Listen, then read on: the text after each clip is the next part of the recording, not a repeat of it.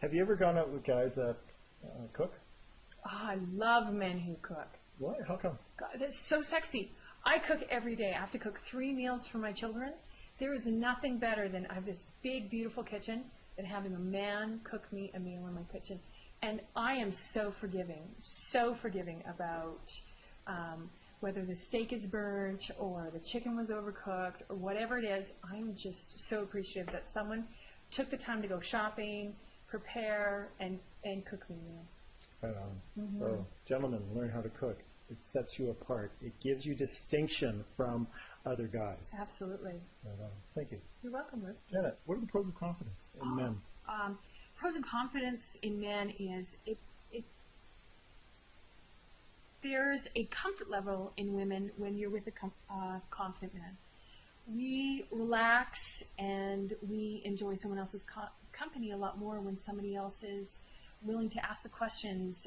Confident men will create conversation. They will step out of their comfort zone and maybe do something that they haven't done with me, like, for example, go to yoga. Right. So it takes a pretty confident man to do something like that. Absolutely. There's a difference, though, Luke, between confidence and arrogance. Oh, okay. What's the difference? An arrogant man shows me what kind of watch he's wearing. Okay. An arrogant man will order a $300 bottle of wine and make sure I know several times it's a $300 bottle of wine. Right? So that's not confidence. That's arrogance. And that's showing off. And that's showing off. Like peacock behavior. Absolutely. Is that I get the idea that's a bit of a turnoff. Yeah, not interested in somebody who's more interested in how much money they make and telling me how much money they make to what I do every day or what I'm interested in. Okay. Janet, can you tell me how men shoot themselves in the foot when it comes to being out with you and being with you? Yeah. I love a gentleman, and I love when men open my door and wait for me, open the door into a restaurant. Tell me why that you like that. It's so old school. It's just polite. It's somebody who has manners.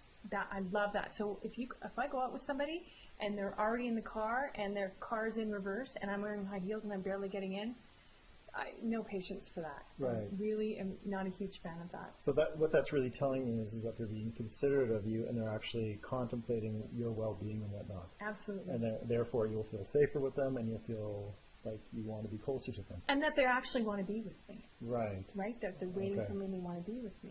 Okay. Another thing men do is they check out other women. Now, we all know as women that men always check out other women. We know it. Well, and women, in all fairness, check out other guys, so it's not as if it's only men. Absolutely. But however, on a date, in front of me, and commenting about somebody else, bad idea. Really bad idea. Yeah, really not a good way to help and endear yourself and whatnot. Absolutely. Yeah.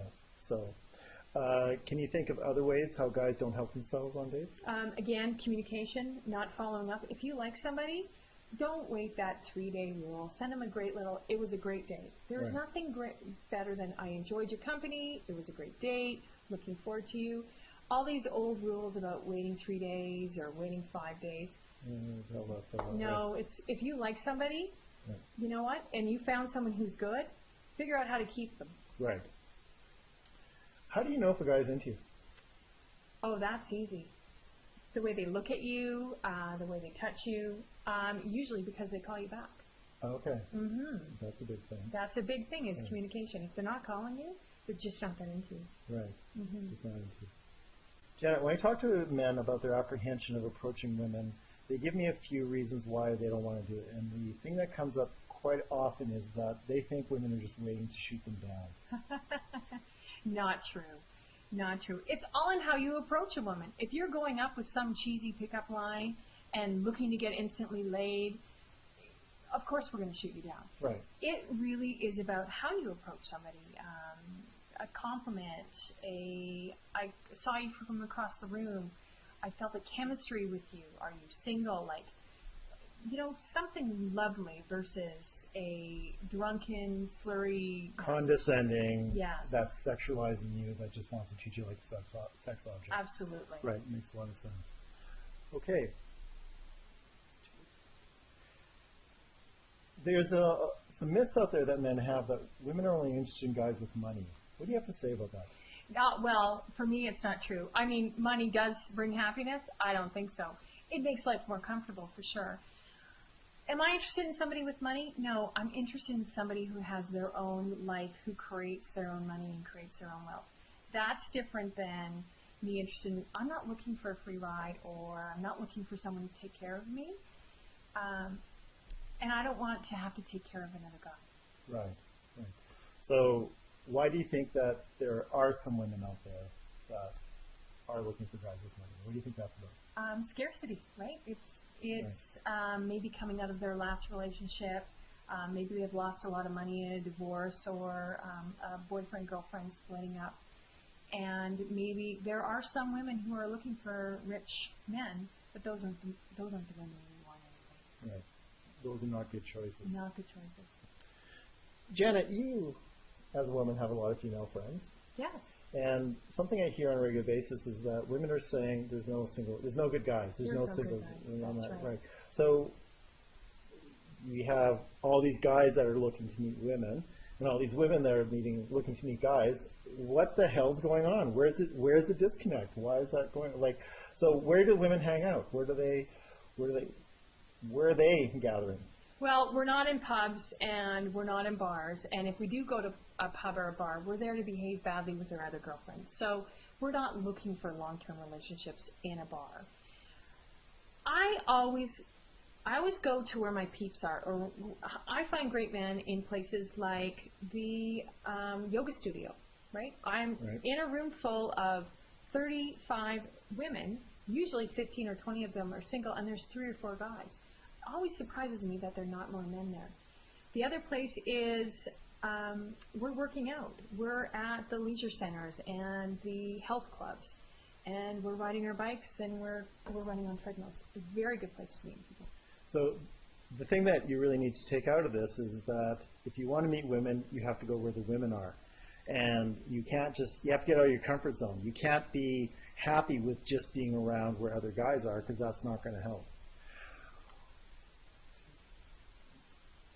Jen, what do you think about guys who watch a lot of porn and play a lot of video games? Well, not much, because I don't know any. Okay. They're not good. They're not somebody I would date with. If I know somebody watches a lot of television, or porn usually generally doesn't come up on the first couple of dates, so I wouldn't really know that.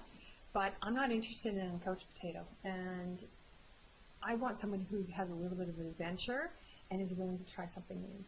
And do they need to be really buff and really? Oh goodness, no! Just somebody who'll try something once. Right. Okay. Yeah. All I want is you to try something once, or make a suggestion about trying something. Right on. When it comes to confidence in men, does confidence make you feel safer with a guy if they're showing a lot of confidence? Do you feel more secure with them, or is that something that's just a half-baked idea on my part? No, I feel more confident. I become more confident with a confident man, and I'm willing to bring my guard down a little bit more. Oh, really? Yes. Okay. I'm willing to communicate at a higher level. I want to express how I feel maybe a little more, or try something new, try something different. Okay. So there's definitely a level of comfort. Okay, and that would suggest to me that you feel safer with a confident man? Absolutely. Okay. So going to the next question, that's going to be pausing. Janet, can you tell me Janet, would you please tell me what bugs you about guys hitting on you? Generally, when guys hit on me, it's because they've had too much alcohol. Okay. That they have become a little bit vulnerable, or brought their guard down a little more, that they feel that they can approach me. And when someone's had too much alcohol, it's a complete turnoff. There is nothing worse than a drunk male or female slobbering all over you and slurring their words, making lurid gestures or comments. It's not attractive. Right. So what's the worst pickup line a guy's ever said to you? Oh, in a bar here at Stampede Week, some cowboy asked me how he was going to get into my jeans. Smooth move, It's guys. Stampede Week. Yeah, that's right. You'll be stampeding to get into your pants. That's right. Kind of scary. Yeah. Janet, would you please tell me how guys don't help themselves in relationships? Oh, Luke, that's easy. Yeah? Yes, very Okay. easy. How about just asking how my day was, or when you start a relationship? Communicating at a very basic level, even if it's a text message, good morning or good night, or any kind of form of reaching out that you're thinking about the other person. A lot of men aren't comfortable text messaging or phoning, but it's really nice to know that someone's thinking about you. Oh, okay, so they're basically keeping in contact on a regular basis. Yes, keeping in contact. And you realize that everyone is very busy, and there are people who have more time than other people.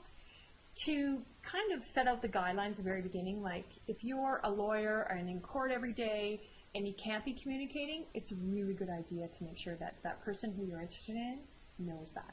Right, so good communications and communicating with you on a regular basis and having Absolutely. that, right.